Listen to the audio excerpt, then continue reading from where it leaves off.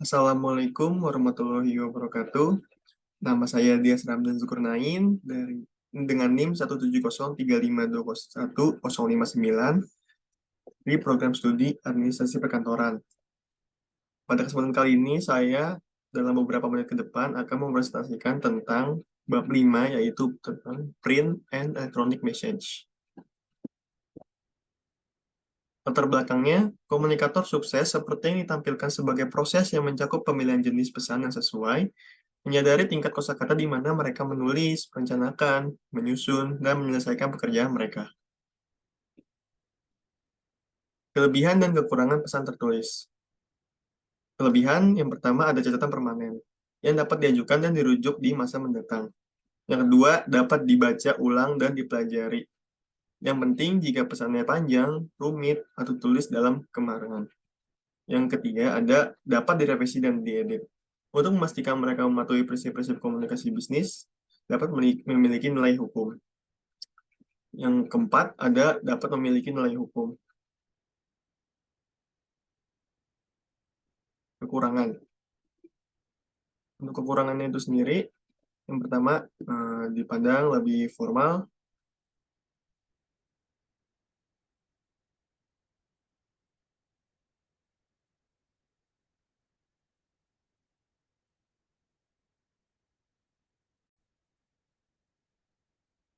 Kekurangannya yang pertama itu dipandang lebih formal.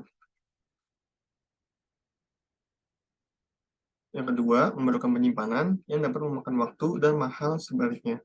Pesan lisan dapat ditransmisikan dengan cepat, dianggap memiliki nada yang lebih pribadi, dan memungkinkan umpan balik segera. Yang ketiga, ditularkan secara perlahan. Email dan fax adalah pengecualian penting. Selanjutnya, langkah 1, rencanakan pesan. Langkah-langkah yang diambil sebelum meletakkan kata-kata di atas kertas atau memasukkannya ke dalam komputer disebut perencanaan atau pra-penulisan.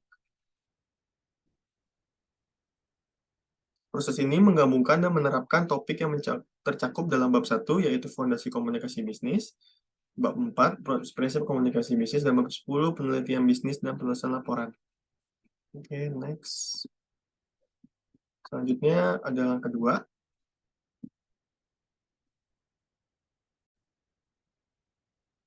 Langkah 2 yaitu buat konsep pesan.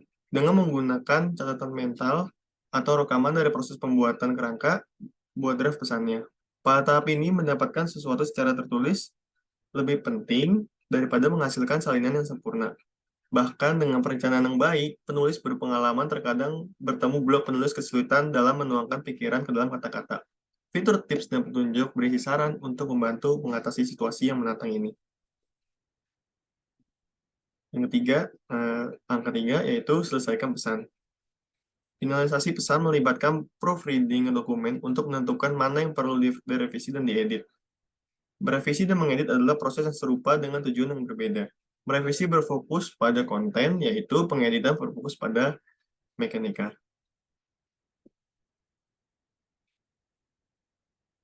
Yang keempat, next, yaitu mengembangkan pesan elektronik. Diciptakan pada tahun 1960-an, internet merupakan alat komunikasi di antara pegawai berbagai instansi pemerintah, terutama para peneliti ilmuwan. Saat ini, internet adalah media komunikasi internasional yang digunakan oleh para pendidik, bisnis, organisasi nirlaba, dan warga negara. Salah satu faktor yang berkontribusi terhadap popularitas internet adalah dimulainya World Wide Web. Teknologi yang terkait dengan internet terus berkembang dan memungkinkan orang untuk berkomunikasi dengan cara yang sebelumnya yang tidak mungkin dilakukan. Pengguna menavigasi sistem melalui browser atau aplikasi perangkat lunak yang digunakan untuk menemukan dan menampilkan halaman web, dan mengadakan hyperlink atau pointer elektronik untuk berpindah dari satu lokasi ke tempat lain. Email merupakan aplikasi internet yang paling umum. Sekitar 90% dari pengguna internet mengirim atau menerima email. Selanjutnya ada blog. Blog adalah situs web tempat entry tentang bidang minat tertentu diposting secara teratur dan ditampilkan dalam urutan kronologis terbalik. Syarat blog adalah bentuk singkat dari blog atau web.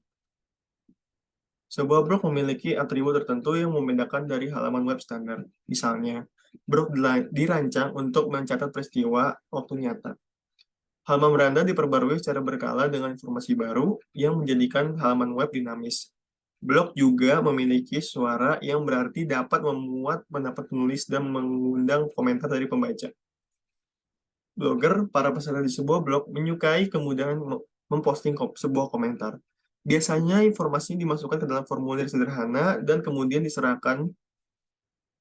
Blog dapat diatur dengan cepat, atau pengetahuan tentang HTML tidak diperlukan dan diperbarui dengan mudah, bahkan saat pemilik blog jauh dari komputer sendiri. Berikut adalah langkah-langkah efektif untuk menulis blog. Yang pertama, tentukan tujuan dan audiens untuk blognya. Mengetahui apa yang Anda ingin capai dan kepada siapa yang Anda ingin menulis, akan memungkinkan Anda untuk lebih fokus menulis blog. Gunakan nada dan kosakata yang sesuai untuk audiens yang Anda tuju. Yang kedua, ada tulis dalam format yang tepat. Blog menggunakan gaya penulisan percakapan, edit dan revisi materi Anda sebelum Anda memposting. Hilangkan kata-kata yang tidak perlu dan pilih warna dan elemen yang mendukung posting Anda tanpa mengganggu pesannya. Yang ketiga, ada membangun kredibilitas untuk blog. Untuk memiliki blog yang kredibel, Anda perlu memantau secara aktif dan memperbarui kontennya secara berkala. Beri kredit pada sumber apapun yang Anda gunakan dalam postingan Anda, dan bertukar tautan dan ide dengan audiens Anda. Yang keempat, buat arsip. Saat Anda menambahkan sesuatu ke blog dan mengundang orang lain untuk menautkannya, Anda harus menyimpan kata-kata Anda secara online di tempat yang telah ditentukan tanpa batas waktu. Setelah menyediakan lokasi permanen, di mana masing-masing item ini dapat ditambahkan. Selanjutnya ada iklan media cetak. Yang pertama itu ada iklan baris. Iklan baris merupakan jenis iklan yang disajikan dalam bentuk fonologi berupa kata-kata. Iklan ini hanya terdiri atas kata-kata dengan jumlah baris kata bervariasi antara 3 hingga 10 baris atau lebih. Harganya biasanya dihitung per baris kata. Yang kedua ada iklan kolom. Iklan kolom adalah iklan yang dibuat dalam bentuk kolom. Iklan jenis ini biasanya dibubuhi dengan gambar, simbol, atau lambang yang mendukung isi iklan.